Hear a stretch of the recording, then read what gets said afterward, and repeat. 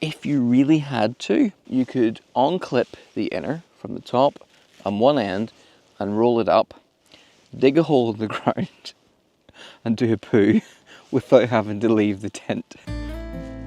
Tonight I'm going to be camping in what is now officially my favourite ultralight backpacking tent of all time, and that is the Durston X-Mid 1. And the question is it the perfect tent?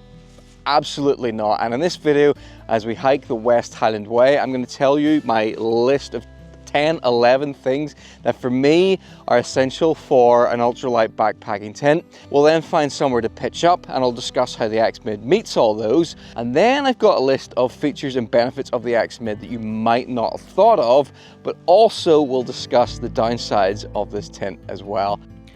This video covers the section of the West Highland Way from Crean Larrick through Tindrum and just beyond the Bridge of Orkney.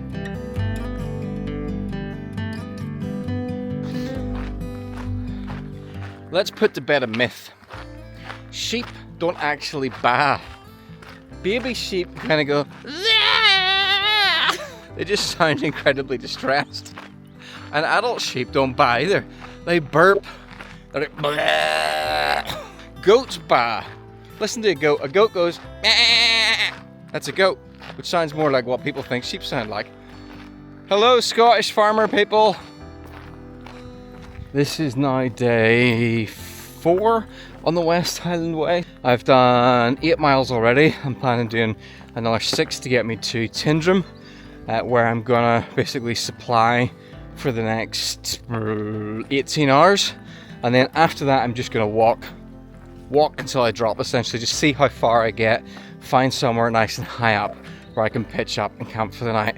I have used so many different tents over the last 5 years. At one point I had owned 7, and honestly the X-Mid 1 is the tent that I love using the most for a whole variety of reasons.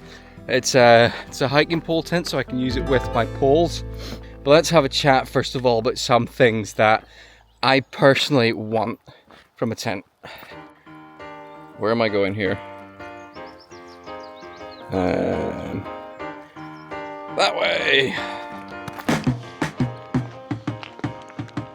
Number 1 is fast pitching. I want a tent that I can pitch in 3 minutes or less, because when the rain starts to fall, I'll be there for you, but also so will a shelter that you can get into in just a couple of minutes.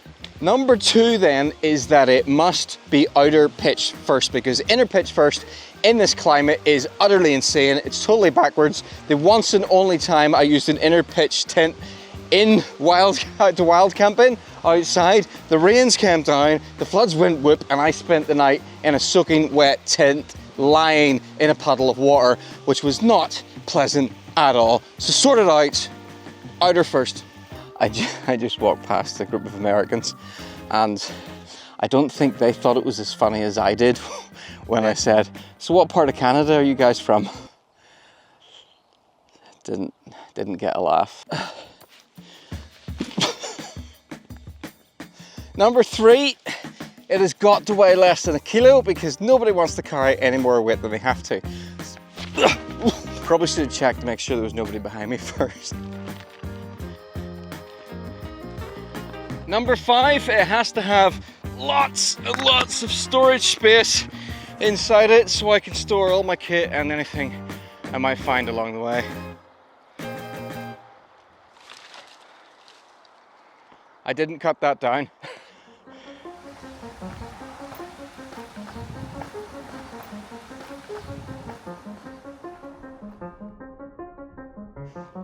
I want enough headroom in the tent so that I can sit fully upright in it. This is particularly important if I have to spend an extended period of time in it, because the forecast was completely wrong and it rained for an extra 4 hours longer than I expected it would. Good ventilation, because if the tent does get wet, a well ventilated tent will dry much faster, and also a more ventilated tent is less prone to condensation.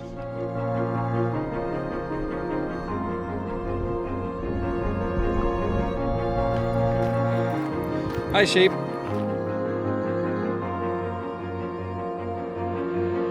I want a vestibule that's big enough so that if the weather's bad, I don't have to eat my food raw. Well, just in case you're wondering about navigation on the West Highland Way, this is how it's marked. These posts are every so often. At every junction, every sort of place you need to change direction, there's usually one of those symbols, so it's hard to get lost, although I still managed it twice.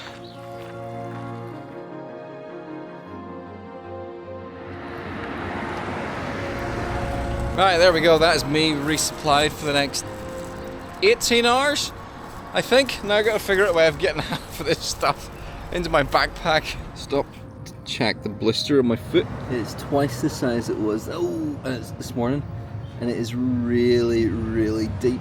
I'm putting a blister plaster on, but the problem is, given the position of where that blister is, the top of this is not going to stick onto my foot properly, which means that as I walk, it is eventually just going to come off. And the last three things that I want are, I prefer it to be a double skin tint, and explain more about that later. I want it to cost under £500, a good bit under £500 ideally. And lastly, if conditions take a turn for the worst, I'd like to have the option to be able to batten down the hatches. Those are my requirements, so let's go and put in some miles, find the perfect place to pitch and show you how the Durston X-Mid 1 hits every single one of those points, as well as about 5 or 6 other features and things that it can do that really swung the choice for me.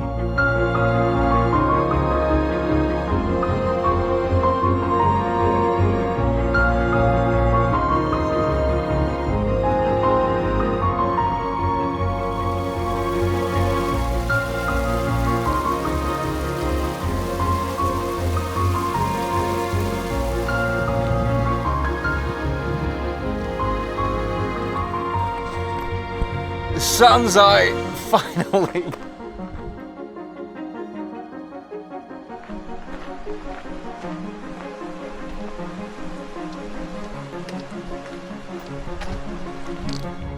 Would you look at that view?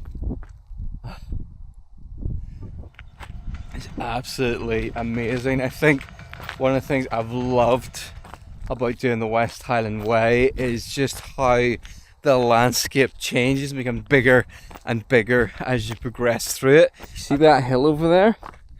That hill is Mam Carrick, if I'm pronouncing that correctly.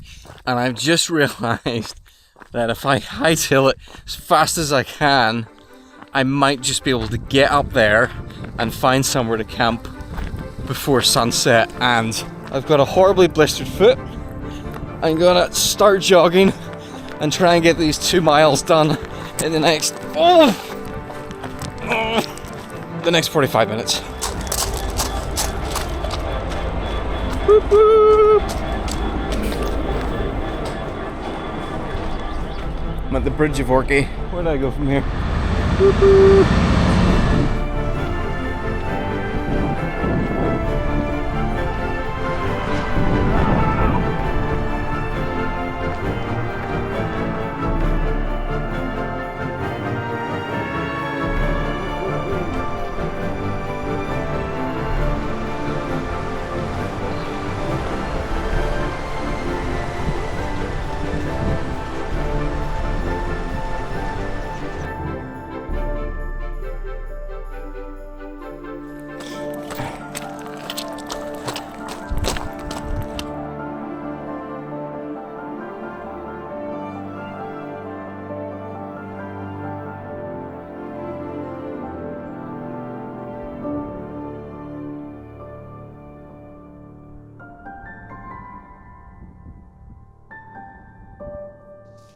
Well, the clouds came down and the sunrise hasn't happened yet. There is a small chance it might peek underneath the clouds at some point, but here we have the Durston X-Mid 1 all pitched up.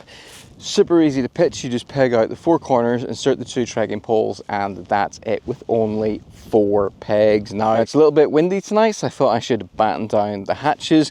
I've added the extra guy lines at either end, and I've added a couple of little elastic loops on that side because the wind's coming from that side, so I've reinforced that side.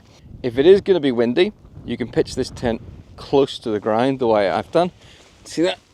So that the wind is not getting in underneath it, or there is enough length that you can pitch it about 4 or 5 inches off the ground, so there's really good ventilation underneath it. You can pitch it outer first only and then hang the inner, or you can pitch it inner and outer at the same time. It weighs, I can't remember the exact figure, I'll put it on screen here, but it is under a kilo. Cost wise, it is well under £500.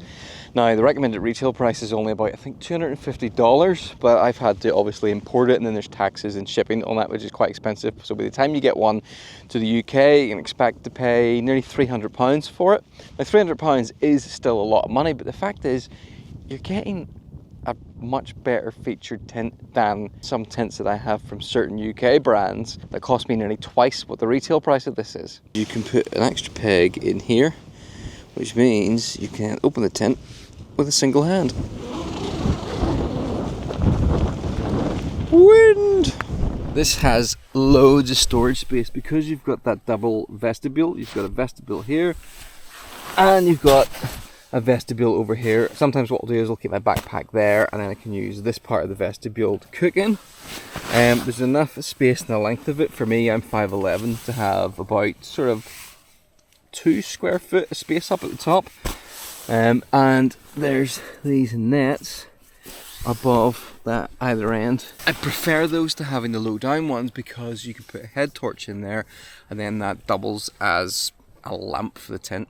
I've got enough headspace in here that I can sit upright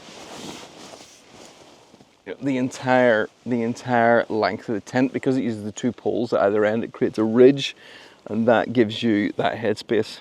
This is a feature I really like, and it's that it has magnetic closures, so you can roll up the outside from the inside and just flip that around,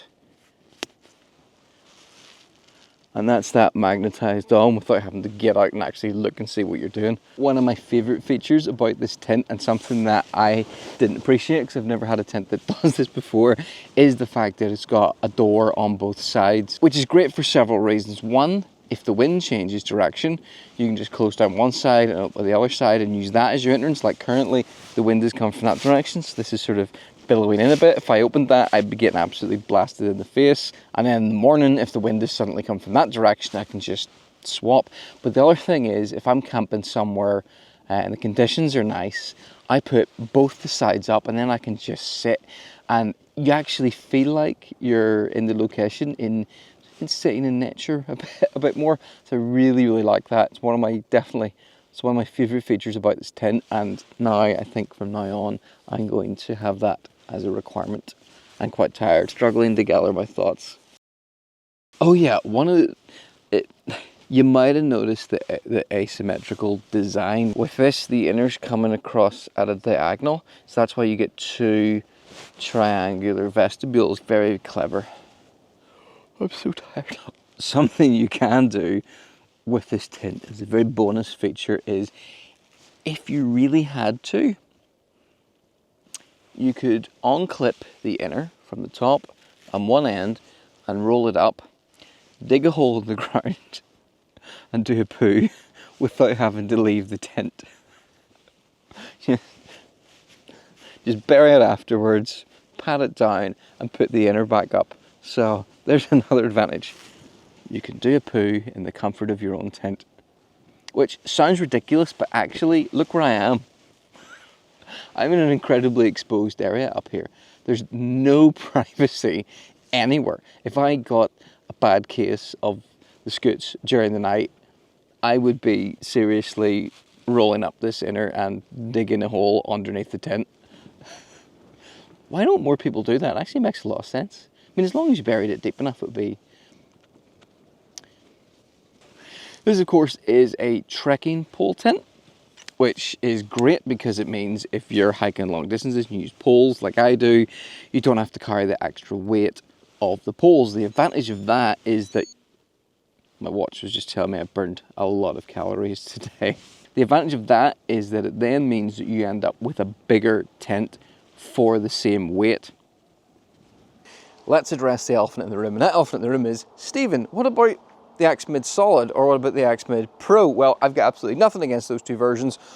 Pretty much all the same benefits and features as the standard X-Mid, with a few differences. The Solid version is more It's more sort of 4-season proof. It's stronger, it's got more places to peg it out. You can kind of lock it down a bit more, and it's got a solid inner instead of the mesh. So it's going to be slightly warmer in colder weather. I was actually tempted by that one, but if I was ever going to get that one for use in colder weather, I'd probably get the 2-man version, because I like to have a lot more space in the inner during the winter when it's damp and wet. But I have a perfectly good 4-season tent that I'm happy with at the minute, so we'll just put that aside for now. And even the 1-man version of that's 100 grams lighter, and I just didn't want to add any more weight than I needed.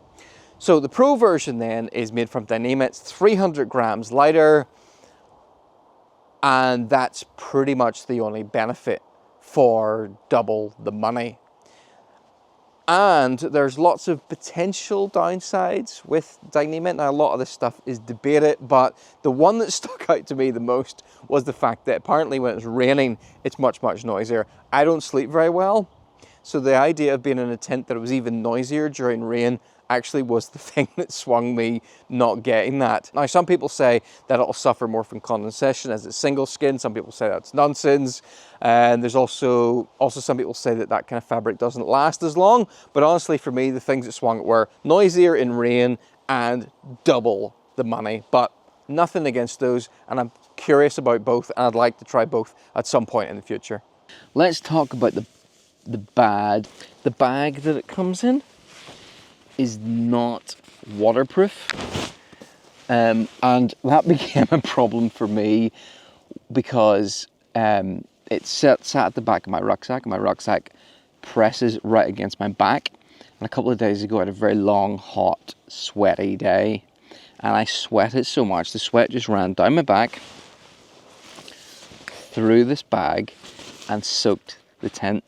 It was disgusting, but if I was going to carry it like that again, I might get an actual waterproof dry bag to put it in. I'm a little bit concerned about how much wind this tent can handle. The forecast for the wind up here is about 15 miles an hour, maybe gusting 20-ish. When the wind hits this tent, it doesn't look like it's dealing with it very well. The whole side of the tent kind of like bends in and deforms. It looks like a really odd shape. But I think that might be my perspective, because what I have heard is that yes, it's deforming like that, but then the wind is kind of just going up and shedding. It's not going to get any worse. See what I mean? It bends away in, but I think that's fine. But I do still wonder how this would perform in really windy conditions where there was a lot of wind coming from the side. But then I guess that's not the kinds of conditions that I really got this tent for in the first place. So in conclusion, it is a highly versatile, comparatively value for money tent, which I think is perfect for things like fast packing, ultralight hiking, bike packing, and, you know, trail running adventures in reasonable weather conditions. So far it's been pretty much perfect for what I've got it for, and I love it. And I'm so tired, and I apologize for being very tired and boring towards the end of this video. I think this might be I think this is going to be my coldest night. I want to get up high to avoid the midges, but right, what have I got for dinner tonight? Well, I can't be bothered cooking anything after today. I just want something I don't have to worry about, so I bought tortillas. Plus I got some salami, and then I got another bit of sausage, and I got so about 1,500 calories of food. And how many did I use today? Apparently I burned 5,000 calories today. I've definitely not eaten enough today. Yeah, this seriously cheese spread. We'll just spread it with the sausage.